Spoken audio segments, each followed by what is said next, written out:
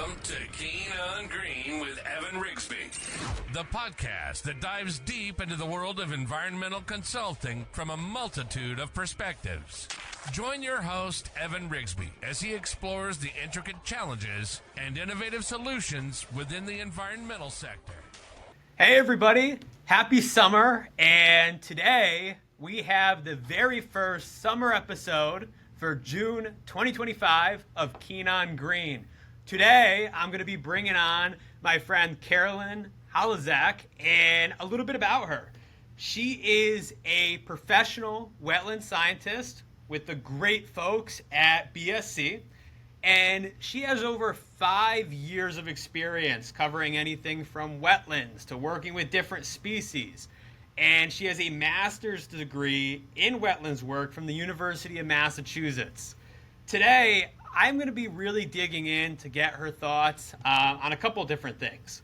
You know, some of the wildlife work that she's done, her experience firsthand being in the field, and overall talking about her, whole career journey and what's next. So, Carolyn, thanks for being on today. Thank you so much for having me, Evan. I am delighted to be here and to share any insights I can on the work that I've done so far. And it's good to be here as someone who's still considers themselves early in their career. You know, I'm not claiming to be an expert in anything at this point, but I have had a lot of fun getting to where I am today.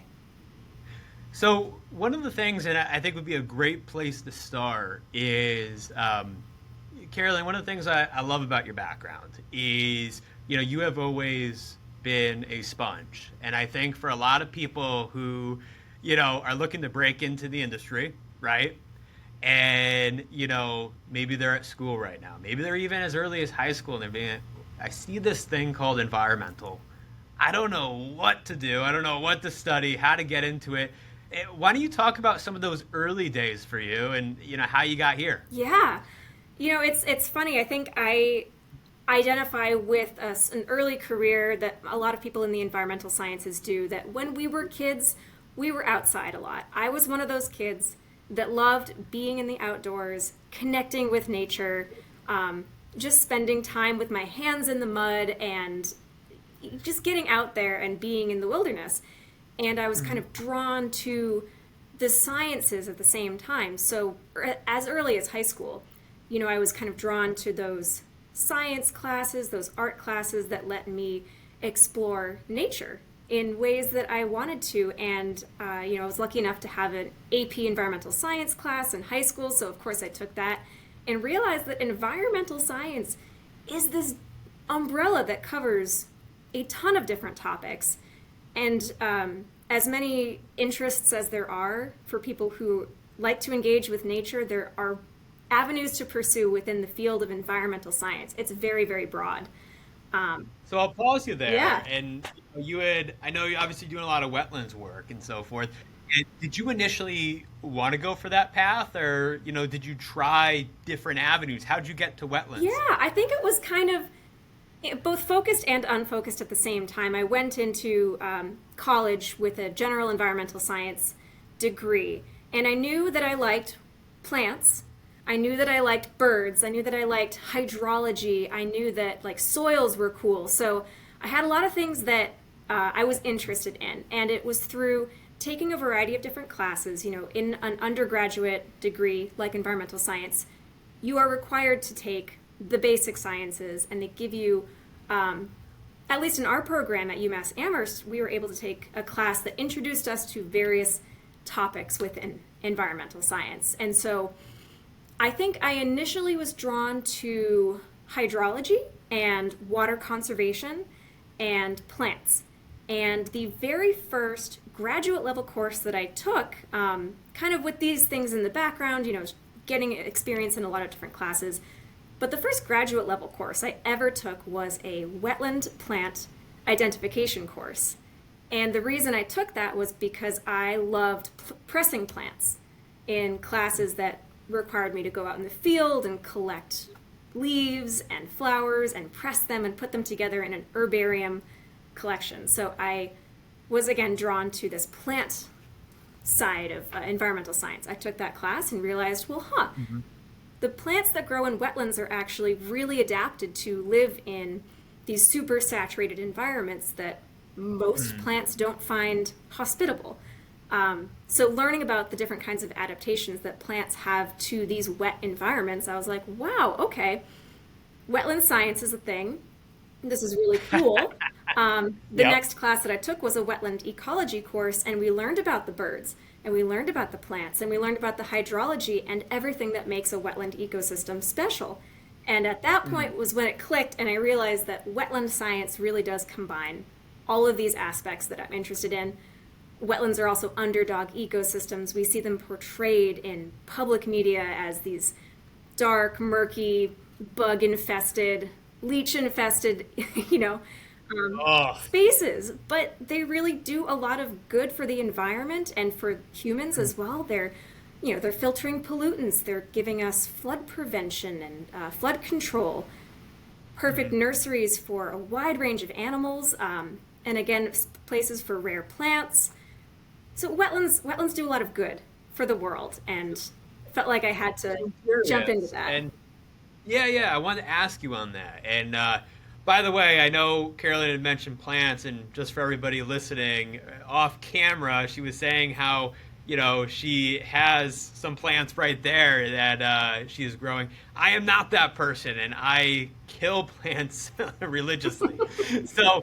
So kind of jumping into that next phase of your life when, you're taking a lot of these classes and you're starting to discover that. And then, I think what's special about consulting, and I'd love to hear your thoughts, is that you take a lot of that academia and then you're actually there, So you got into consulting and, you're going into the field and you're trying stuff out.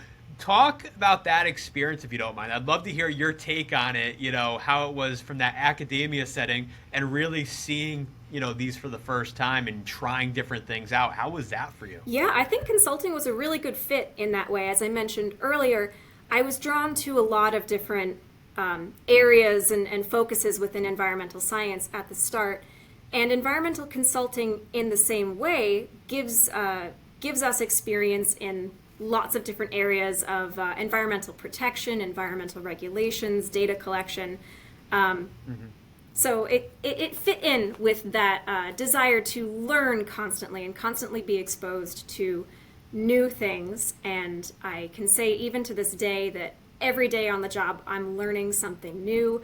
I'm seeing something I've never seen before and understanding more deeply the scientific background of these ecosystems and these wildlife issues with the understanding of the regulations at the same time. We have all these wonderful natural resources in the state of Massachusetts, for example, and we have laws to protect those resources. And it's cool to be in a field like environmental consulting where I get to learn about that and learn something new every single day. So kind of going... I know you said like each day is different. Are there any like projects that kind of come to the top of your mind where like they were like really stand out to you, or you went to a certain place? I'm just curious. Yeah, and oh gosh, I've been all over the state. The first 3.5 years of my consulting career were spent primarily doing field work. So that involved everything from wetland delineations to compliance monitoring on construction sites, data collection, wildlife habitat evaluations. Every day was something new, but I was primarily in the field, and that involved a lot of driving. I will say that kind of field work was a challenge. Coming straight out of school to being in a 9-to-5 job that required me to travel long hours, have long days, learn on the job. It was a difficult transition, but those challenges really helped me learn and grow. And I think if I was to pinpoint any one project that I've worked on in the past that really kind of covered the whole gambit of I was learning, I was seeing interesting things, getting exposed to challenges, it was this one particular project in Gloucester, Massachusetts, where I was doing environmental compliance monitoring for a construction job near the water. And I was taking water quality samples to make sure that the construction that was going on in the water was not impacting the breeding habitat for a species of flounder, which is very sensitive to disturbance in the water and sedimentation in the water column. So I was out there on a boat multiple times a day in all kinds of weather with rental equipment, taking water quality samples off the side of the boat, coordinating both my schedule with the contractor's schedule, working with construction members, just running the whole gambit of, I was working with different kinds of people. I was, making sure that they were complying with environmental monitoring requirements and, protecting the environment all at the same time. I get it. I mean, I know there's so many, as you know, there's so many steps that kind of go into that. And, curiosity, I mean, obviously let's take that project, for example. And, I think one of the things with consulting is that there could be a great deal of autonomy, and, I'd love to hear your thoughts on this. I mean, where do you see, especially with your line of work, a lot of the industry heading with a lot of those regulations? Do you see opportunities where those change over time, or, kind of from your perspective, where do you kind of see, especially your discipline, going in the next few years? Absolutely. I think it's hard, almost impossible to, of course, predict where the future of the industry is going to go. But if we can base the future off of anything, it's the past. And over the past, the one constant is change. We have and constantly changing environmental regulations at both the local, state, and federal level. And of course, as those regulations change, our reactions to projects that fall under those regulations have to change. And I think that because we, consultants as a group of individuals are constantly looking at the laws and interpreting them and working with our clients to figure out the best course of action to complete projects on time and as environmentally responsibly as possible. So, as the laws change, I think that environmental consulting will still be very relevant and very important, especially because even as regulations disappear or become less at the federal level, states and towns will still have goals that they've set and precedents that they've set that will require new projects to comply with environmental regulations, even at the local level, which... And I know, especially for Massachusetts, right? I mean, obviously that's going to be really good for promoting that growth. Absolutely. Not the pivot, but one of the things I would love to get your thoughts on is one of the things that Carolyn had taught me is about vernal pools, and which I did not know about before. And so that was a nugget that I had picked up. For those listening who do not know what they are, I'd love you to share some of your experience with them and how you got, involved with vernal pools, if you don't mind. Yes, I would love to touch upon that. And again, for anyone who isn't listening for the first time, who may not know what a vernal pool is, it is a type of wetland. It's a confined basin depression on the landscape that holds water seasonally for about 2 months out of the year.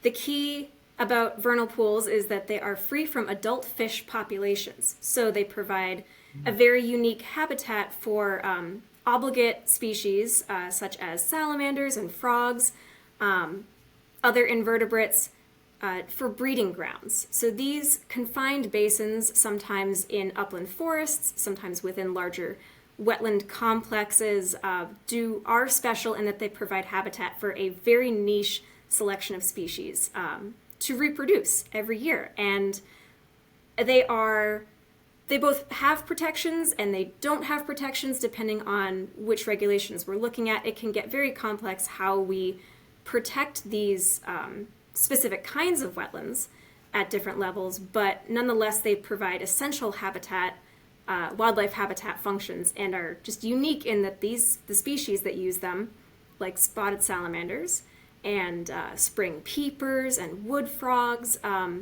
these species do rely on these pools for their life cycles, and they're very charismatic species. So, the folks that have heard about vernal pools, it just speaks to us speaks to people like me who want to protect wildlife and wetlands at the same time.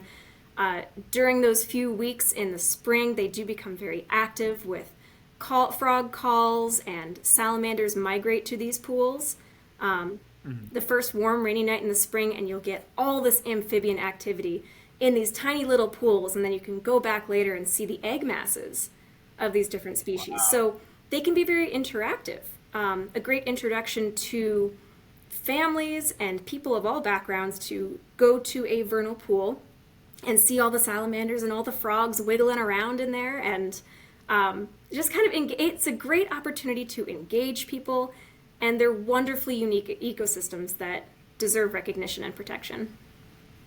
I love that. So when you how'd you first get involved with the vernal pool? Was it like going to a site, or I got to hear the origin story? Yeah, I don't know what happened first, but so I was lucky enough to grow up near a conservation land in Southborough, Massachusetts, and that particular conservation land has several certified vernal pools on the property, and one of them was behind a friend's house, and every spring we would go and wait for that first warm rainy night to see all the salamanders, and it was kind of like a local event where the town in various locations would sometimes host salamander crossings on the roads.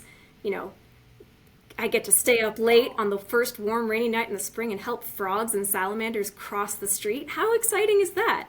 That is awesome. So I would do that, and also just go back to this vernal pool and see the salamanders every year, dozens of them. So seeing that growing up was the start of it all, how I became aware of vernal pools. But then as I was taking wetlands classes at university, I learned more about their ecology.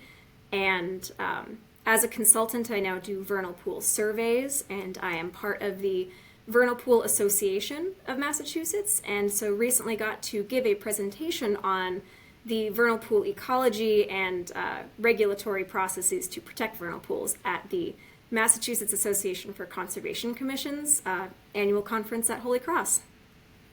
Wow. So I think you said something really great there. And, a lot of people, when they're trying to break into this industry, as no one's necessarily self-made. A lot of it is, there's people that we can all look to, even myself, and be like, okay, this person or this group really helped bring me up. And so I guess both on the academia side and consulting side, you mentioned the association, and I'm sure at school there were maybe certain mentors, and stuff like that.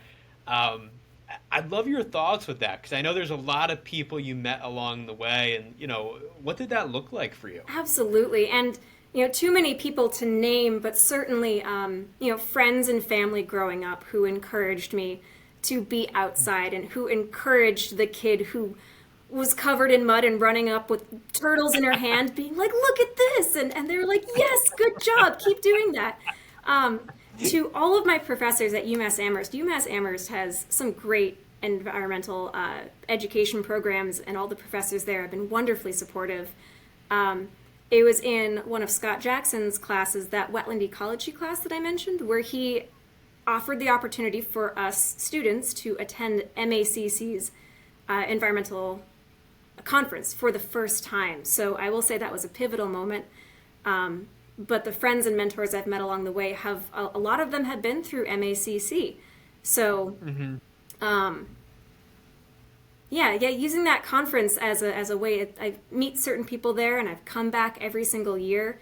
And the folks that I've come to know through the Massachusetts Association of Conservation Commissions have really helped me get to where I am today.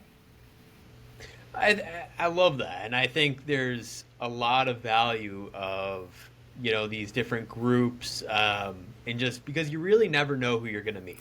Exactly. You never know with a lot of these events who you're going to talk to, and that sort of thing. So I guess off of that too, why don't you mention your company a little bit, and what you guys do, and I'm curious, and obviously the reason I ask this is because I get so many questions, especially leading up to this episode, where people were like, I'd love to hear what kind of day in her life is like, And it's funny because I've typically been answering, like, I don't want to speak for her, but I'm sure it's like a million things at once. That's being a consultant. Yeah.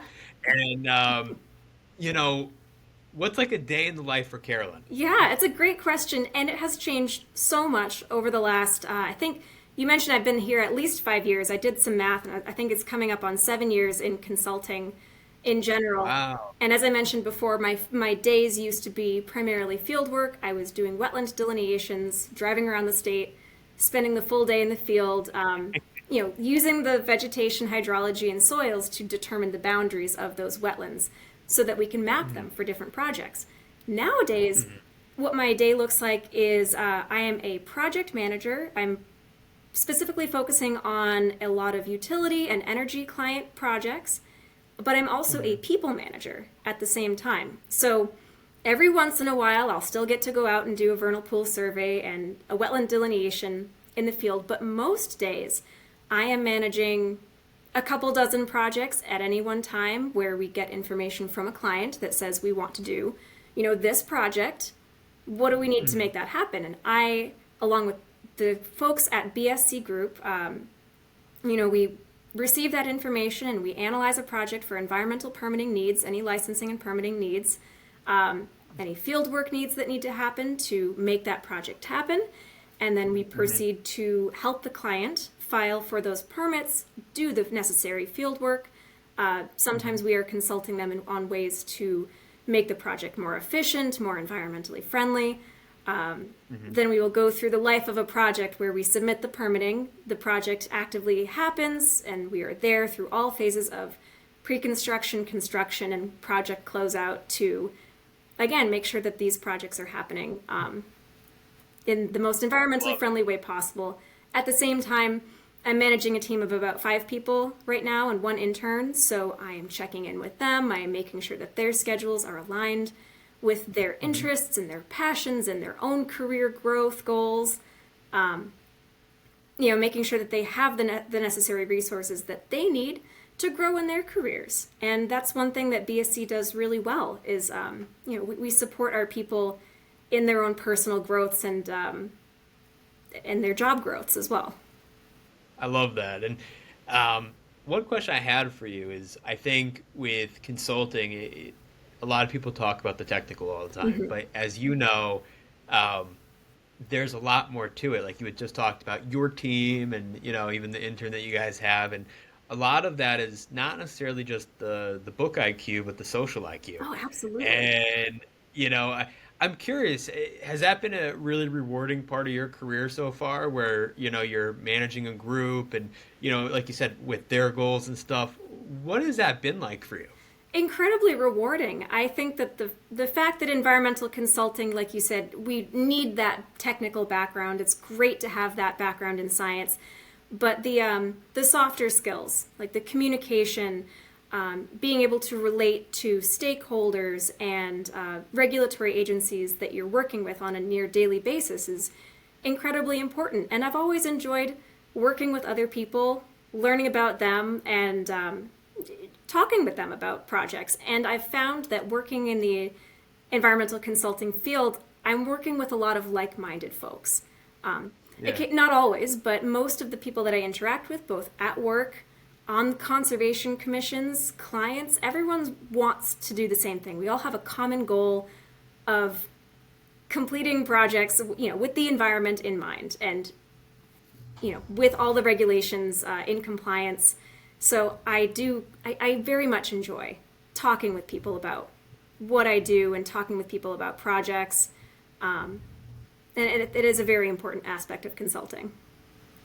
Absolutely. And same here. That's one of the huge things I love about my job is talking with people, hearing their story, and that's great to hear. So last question for you.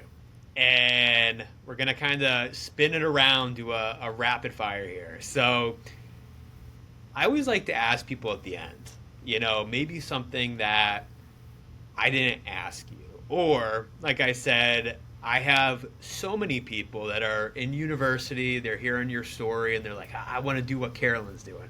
And, any good book, or you mentioned some of those groups, that, groups where someone goes, I don't have a background. People don't know me.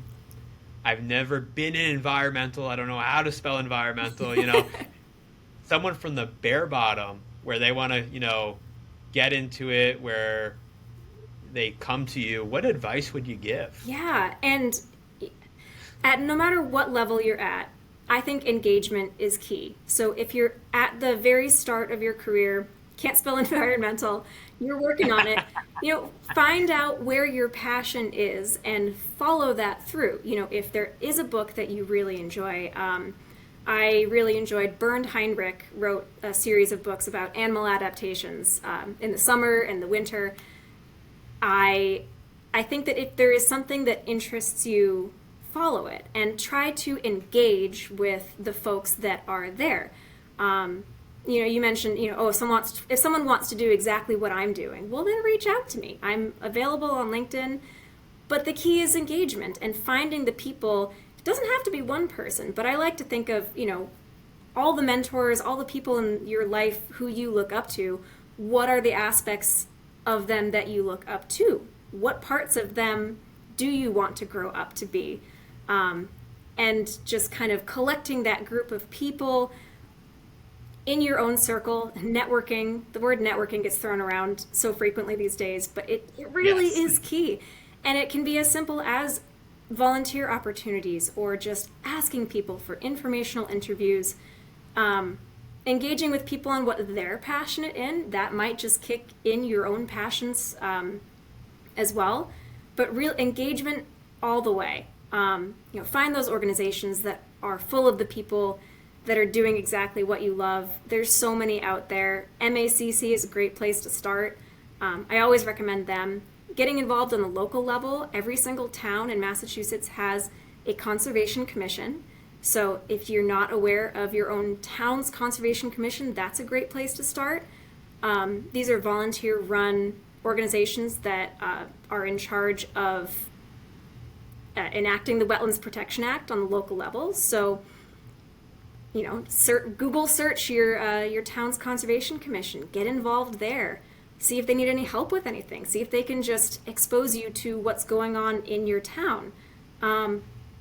Just putting yourself out there and engaging with the world and with things that excite you.